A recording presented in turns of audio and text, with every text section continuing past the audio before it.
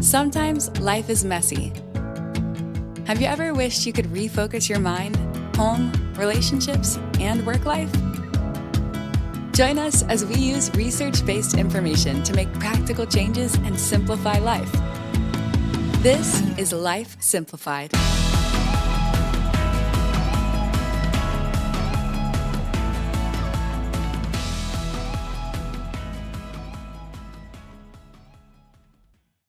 Welcome to Life Simplified. September is National Preparedness Month, so we have spent each episode this month focusing on ways we can prepare for natural disasters and emergencies.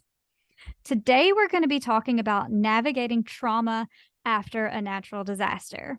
But before we get started, I want to make a caveat. This is difficult content to discuss. And so if you yourself have experienced a natural disaster or emergency, you may want to step away from this podcast for a while if you don't feel like you're ready, or if at any point while listening you feel uncomfortable, please practice self-care and do what you need to keep yourself safe.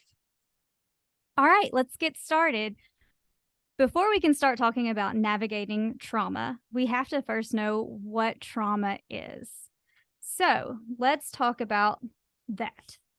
Trauma is your body's response when you experience an event that is life-threatening or emotionally hurtful. When you experience trauma, it can leave lasting effects on your mental and physical well-being.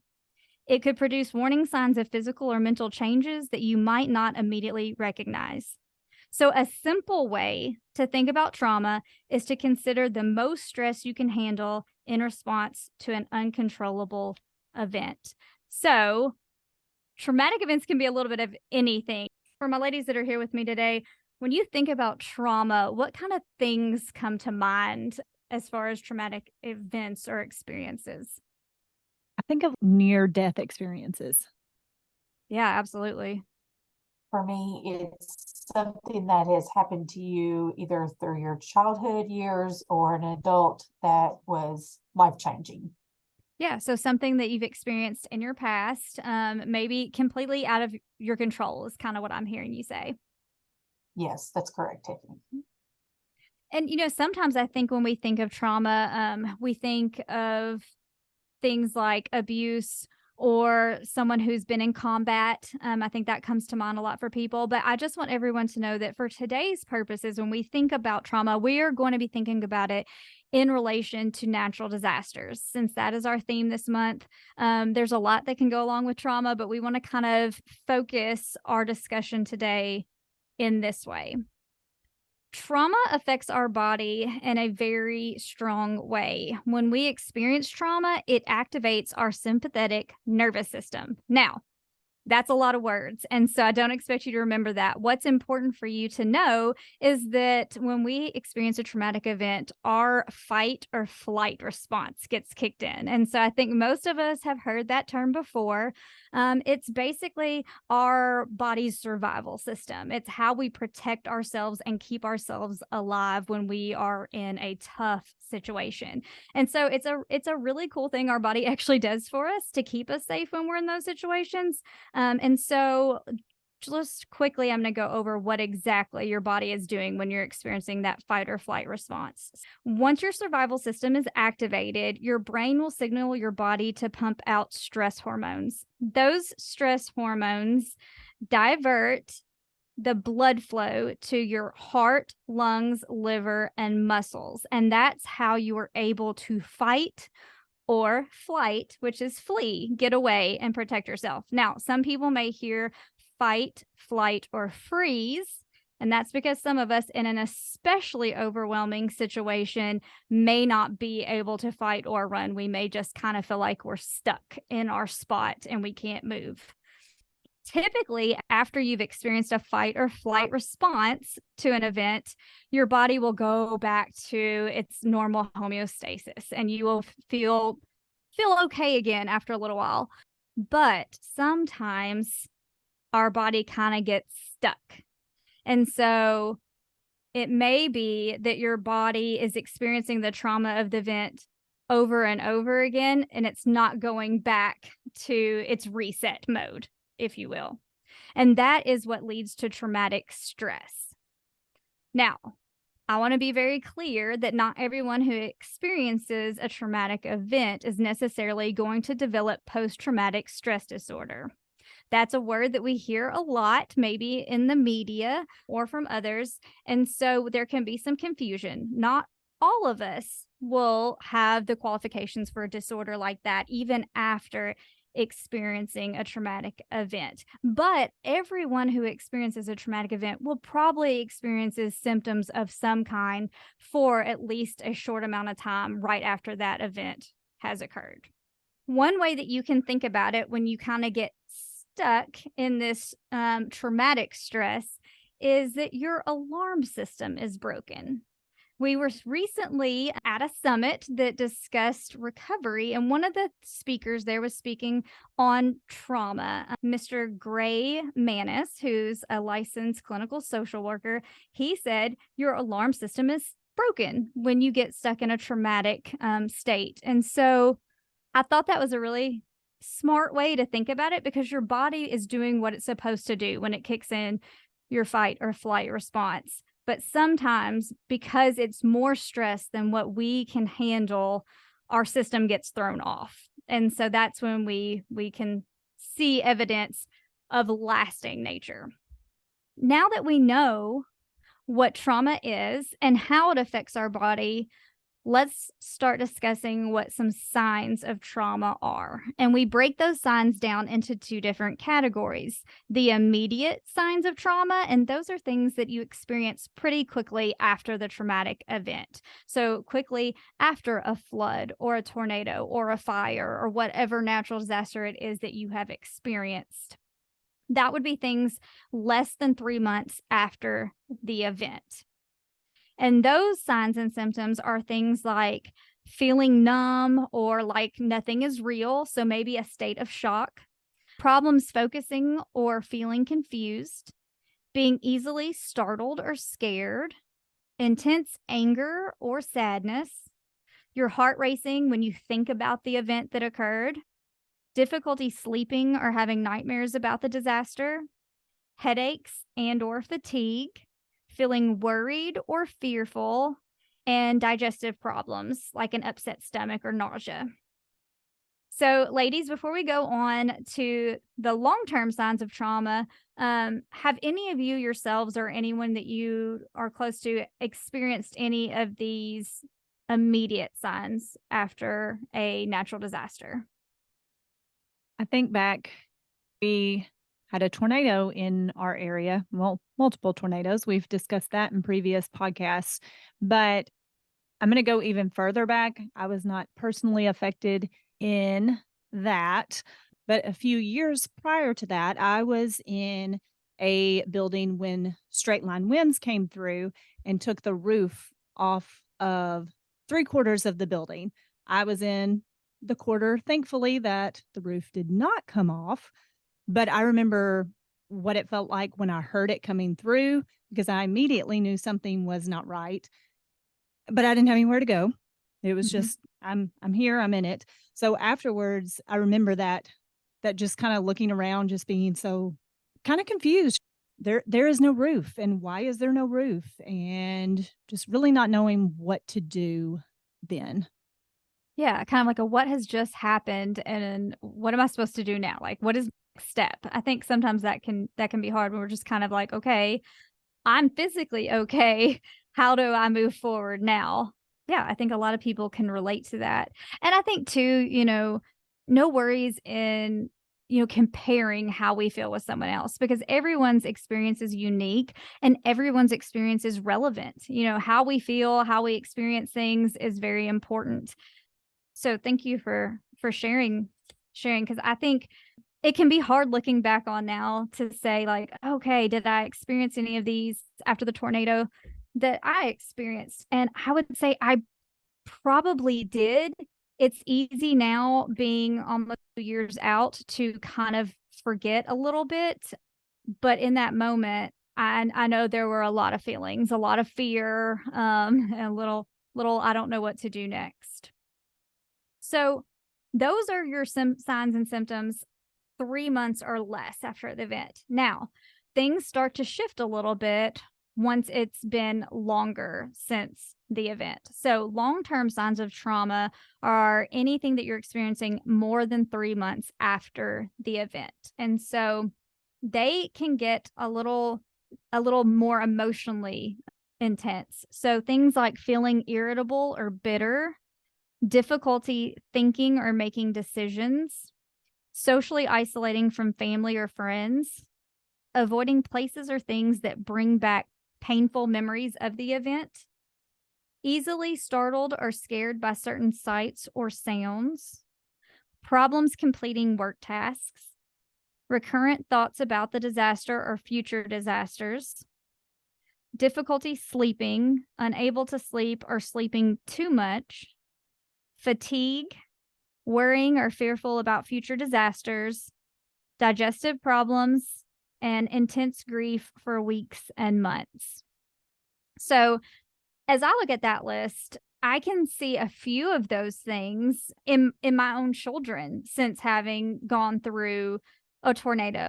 Now, I don't think that there's symptoms that they're experiencing that keep them from living life, but definitely when we are in a season that tornadoes are more likely, or if there is some form of a weather alert, they definitely have some more sensitivities now than they did prior to experiencing that event. And so some of the things that I can say that I've seen are maybe being a little more fearful about future tornadoes than they would have been previously, easily startled or scared by certain sights or sounds. I would say the sound of the wind, kind of like Ashley alluded to in her experience, it's a pretty specific sound. Once you've experienced it, you remember what that sounds like. And so I would say now on our family's farm, wind is even more prominent because we've lost a lot of the structures that would kind of keep those sounds at bay. So I can tell now that even in myself, when we hear some of those sounds, we tend to get a little more nervous about what might be to come. Do any of you all relate to any of these long-term signs of trauma? I actually do. As Ashley was talking about her experience, mine was not with tornadoes, but mine was with snow and ice. Where I grew up at, my parents still live there. Their house is surrounded by hills. And any way that you go up to their house, you have to go up big old hills. And when it would snow or have ice, my mother would have to go to work. So she would have to take us to the babysitter or family member to watch us if we was out of school. But she terrified me. I would honestly get in the floorboard because at that time you did not have to be in seatbelts. And just the fear of going off the side of the road and wrecking because of the snow and ice for years, and I mean years, I would not drive on it because of that experience. She didn't do it intentionally. It just, it just terrified me. And now I finally, I'm very cautious about it, but I'm not like frozen where I refuse to drive on it now. So, I just take my time and go. But for years, I would not. I think that's a really important point to make too, Joni, that experiences we've had as a child can affect us for years to come. And it sounds like you've been able to kind of resolve those fears by being able to make decisions that make you feel more comfortable when you are in snow and ice. But we have to pay attention to how our children are responding to events that they are around and exposed to as well. And I thank you for sharing that story. I think that's a good picture of what can happen. I always said, if I'm not willing to go out there and experience it myself, then I'm not going to put my children in that position either, because I was terrified of it. So why would I put all of us in danger if I was terrified to be out on it? So, and like I said, I've overcome it a lot, but I've got to my age though, where if I don't have to be, I'm not going to be, but I can if I need to. Yeah. And you know what? I think that's a good point too. We have to remember as adults, like we have control over our decision making. And so if we're choosing to not go to a shelter or somewhere that has a tornado, if weather's coming, if we're choosing to get out on the road in ice or snow, if we're choosing to make those decisions, those choices are affecting our children. And so they might feel really out of control because they don't have the ability to make those choices. So we have to be aware of how the decisions we make affect them as well, and being able to process that with them after the fact to see, how they're doing. Because sometimes they will tell us, and sometimes they hold that in, and we're not sure how they're experiencing those natural disasters and events that could cause trauma. So now that we know some of the signs and symptoms, there are things we can do to help cope with trauma. And so we're going to just go over a few tips where if you have experienced a situation, a natural disaster that is traumatic in nature, there are some things you can do to help yourself and help those around you. So the first tip is we have to prioritize basic needs. So basic needs are those things that we have to have for survival, things like food, safety, shelter, clothing, water, things that sustain our life, and things that a lot of times in a natural disaster are kind of taken away from us. If we experience a flood, an earthquake, a tornado, many of the things we've discussed, a lot of times we lose our shelter. We lose our safe and clean water and food, our clothing that we've had. All of those creature comforts and things that make us feel safe and secure can be gone in an instant. And so one of the very first things we want to do is make sure we get those needs met for ourselves, our family, and those that we want to help out. Because until we get our basic needs met, we can't move on to things like our emotional needs. Because if I'm worried about where I'm going to sleep and what I'm going to eat or drink, I can't even begin to talk to you about my emotional state and my feelings about the situation. If you've ever seen hierarchy of needs, Maslow's hierarchy of needs, this is exactly in line with that. We have to meet certain basic needs before we can move up the chain to deeper, more intense needs.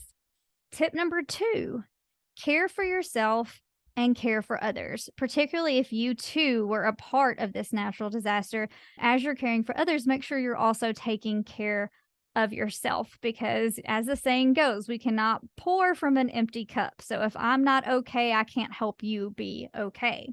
So some things we want to keep in mind with this tip is to use compassion and caring in dealing with others. We hopefully do that on a daily basis, but if not, we especially want to keep that in mind in a situation like this.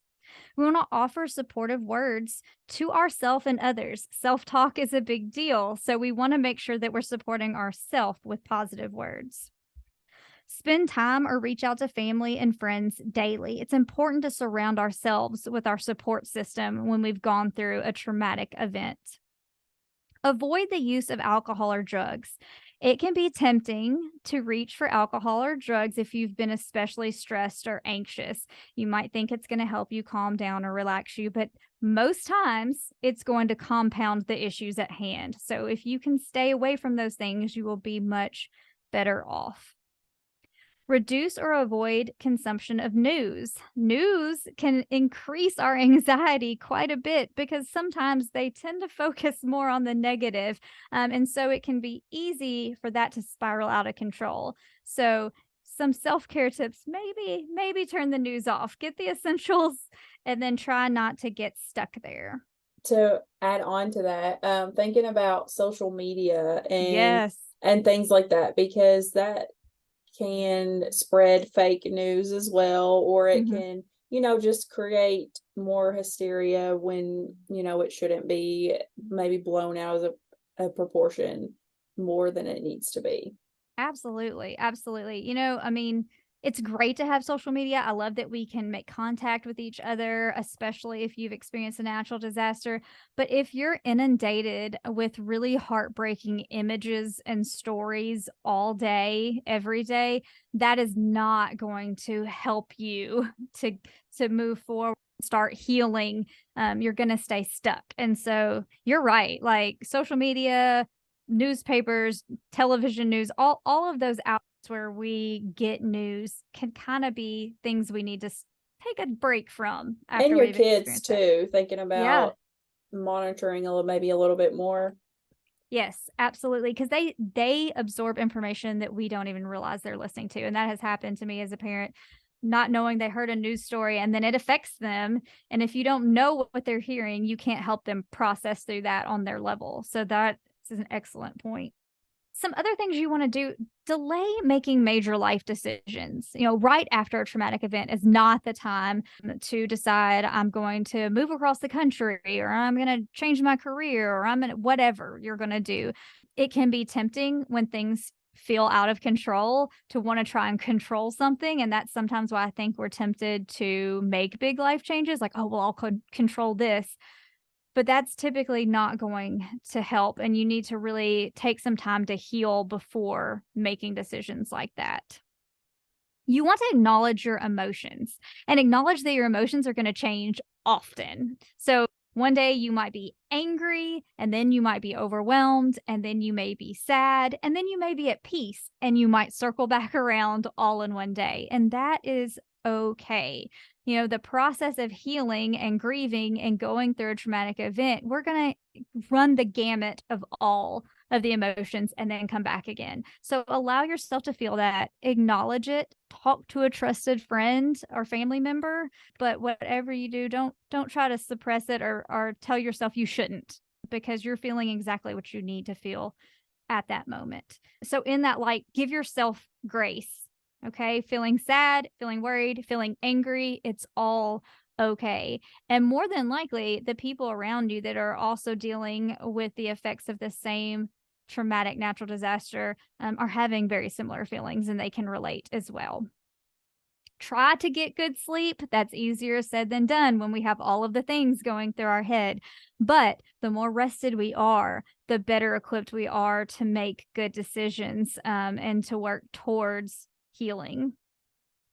Remain flexible. And I think we've all learned that flexibility is the name of the game. We have to be able to pivot. And so changes are going to occur. We know that for certain. So the more flexible you can be, the easier it will be for you and your family.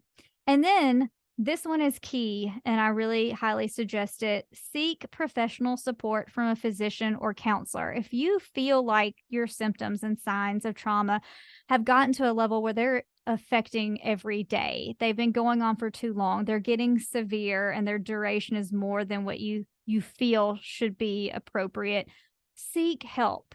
It is never a bad idea to get someone who's trained to help you go through these emotions right there by your side. So that is always going to be key. If you feel like you need to talk to somebody, you should talk to somebody. And then tip number 3, restore your routine. I think one of the difficult things after a natural disaster is our routine is all over the place. And that can be really difficult because our routine gives us a sense of security. We feel safe because we kind of have an idea of what's coming next.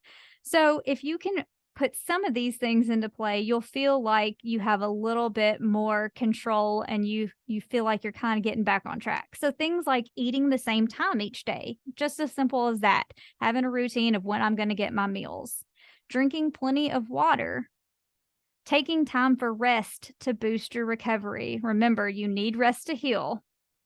If possible, take your medicines. So if your medicines aren't gone and you have them, or you've been able to replace them, take your medicines, get back on track with that so you can take care of your physical health as well as your mental health. Take time to grieve. Call, text, or talk to someone you trust daily. It's really important that we reach out and we stay connected each and every day following a natural disaster or traumatic event.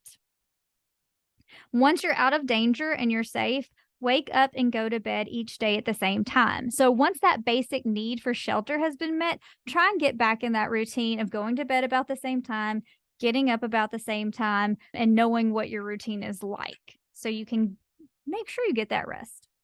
Those are the tips if we've experienced a traumatic natural disaster, and things that we can do to cope with trauma. Now, how do we help others who experience trauma? Sometimes we're not a part of the event, but we want to reach out and we want to help. We want to do something and make a difference. And so there are tips for that as well, if you are more of the person trying to help that person. Now, some of these tips are going to be very similar, so I'm going to go through them quickly because we've already discussed them, but it's good to keep in mind. Tip number 1, interactions should be compassionate, calm, and helpful. I think that goes without saying. It's pretty self-explanatory. If you're going to help someone who's experienced a traumatic event, you absolutely want to be compassionate. You want to remain calm because they should not be comforting you. And you want to be helpful, not causing more stress or chaos. Tip number 2, prioritize physical safety and basic needs. We already went over this. If we don't have our basic needs met, we cannot go any further. So if you're helping out, the first thing you want to check with is, do they have food, water, clothing, shelter, and safety? And once those needs are met, then you can move on and talk about the emotional effects of the traumatic event. Tip number 3, look for signs of trauma and provide support. So just like we want to take care of ourselves and our family if we've experienced it, we want to look for signs of trauma in individuals that we're trying to help. And we want to provide support to them that will be something that can help them get through this tough time. So tell them that you care about them. Just knowing someone cares can make a huge impact, because oftentimes we feel very alone after times like this. Actively listen to them. That means listen, process, repeat back to them for clarity, and know that you're not just hearing words, you are listening to the meaning behind the words. Connect them with family, friends, and other resources. They may be at a point where they can't even recognize who could be their support system. So sometimes pointing that out and maybe making that first call for them can make a huge impact on them and their life. Here's a big one. Empathize, but avoid statements such as, I understand what you're going through.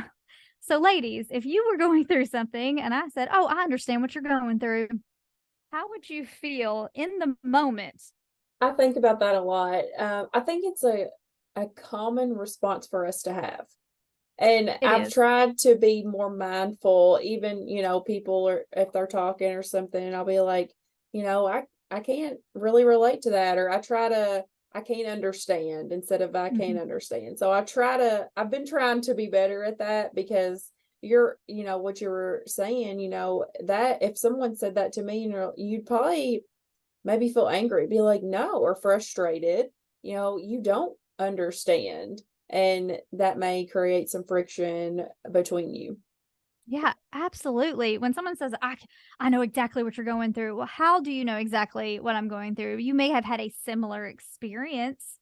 And so you may be able to relate to what I'm going through, but you don't know my exact experience. And so I think people don't want to hear that. It makes them feel like they're being discounted and not heard. They want you to acknowledge that their experience is unique to them in that moment. But it is okay to say, I can't imagine what you're going through.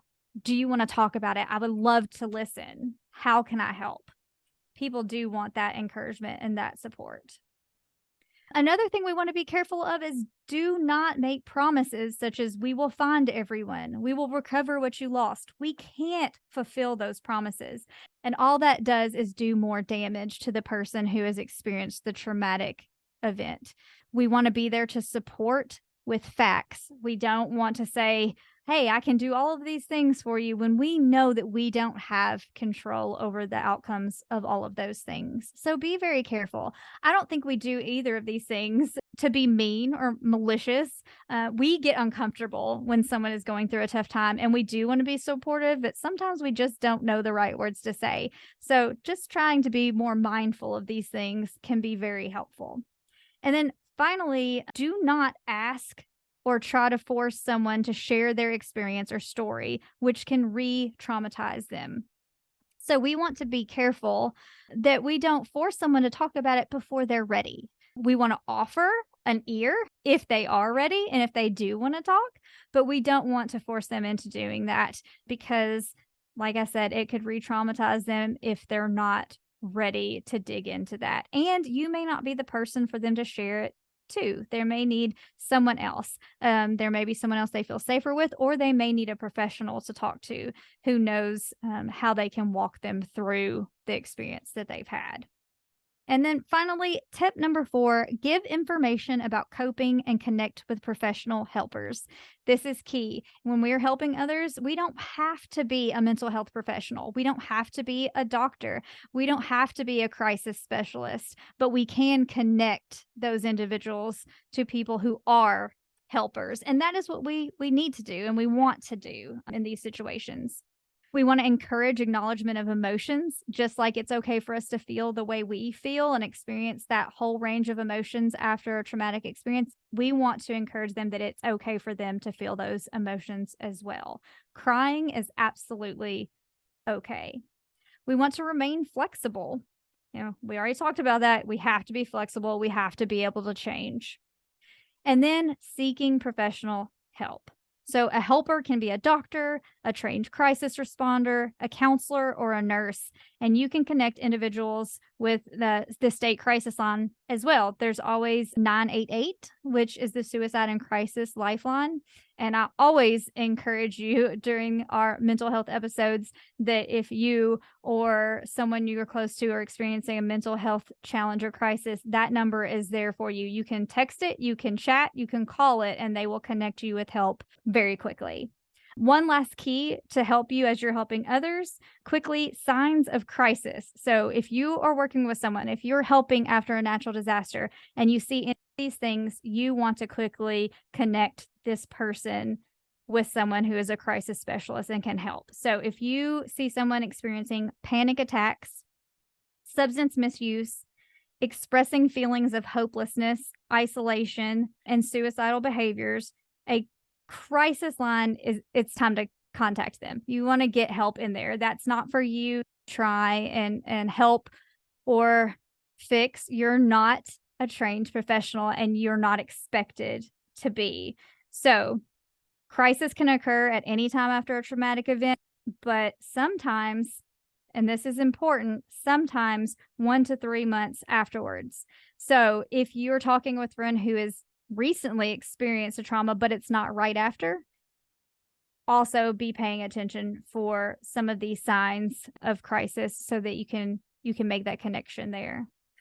So that's a lot of information. It's a lot to consider and it's kind of heavy, but that's okay. That's okay. The key is just for you to increase your knowledge of what you can do to help, how you can take care of yourself after experiencing a traumatic natural disaster, and knowing that ultimately just letting someone know that you are there, you care, and you're willing to listen is absolutely invaluable. So I hope you have all enjoyed all of these episodes this month as we've talked about disaster preparedness. If you didn't get to hear earlier episodes, we hope that you will go back and listen to those.